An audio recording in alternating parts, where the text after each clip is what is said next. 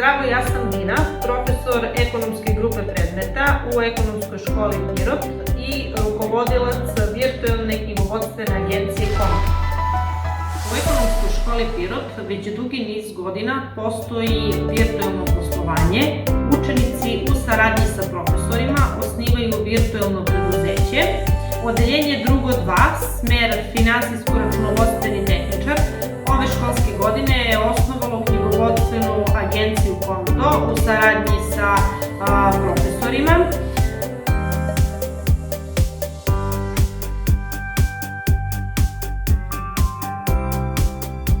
Verovatno se pitate zašto je važno postojanje virtualne knjigovodstvene agencije. Važno je zato što se virtualna knjigovodstvena agencija osniva na potpuno isti način kao i stvarna knjigovodstvena agencija, a to znači da je registrovana kod APR-a, odnosno kod Agencije za privredne registre.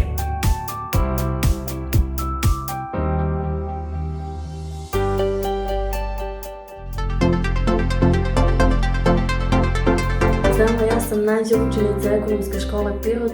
Zaposlena sam u virtualnoj knjigovodstvenoj agenciji Konto. Moj zadatak jeste da provjeravam mail naše virtualne agencije i dostavljam moje koleginice.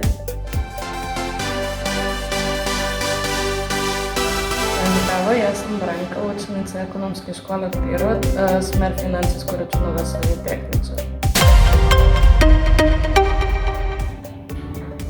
Moj zadatak je danas da preuzmem od koleginice Nađe fakture i da ih propudim.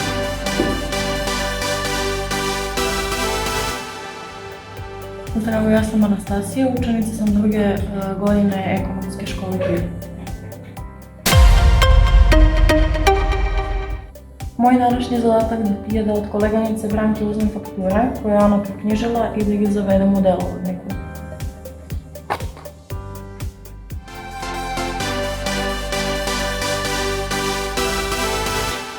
Zdravo, ja sam Klara i učenica sam Ekonomske škole Pirot.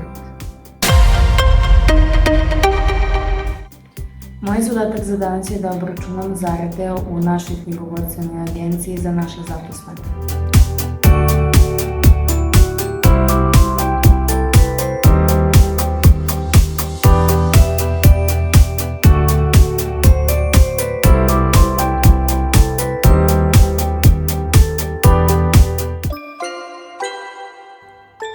Učenici Ekonomske škole Pirot, bez obzira koji obrazovni profil pohađaju, kroz praktičan rad koji stiču u virtualnim kompanijama, moći će svo svoje stečeno znanje da primene u praksi.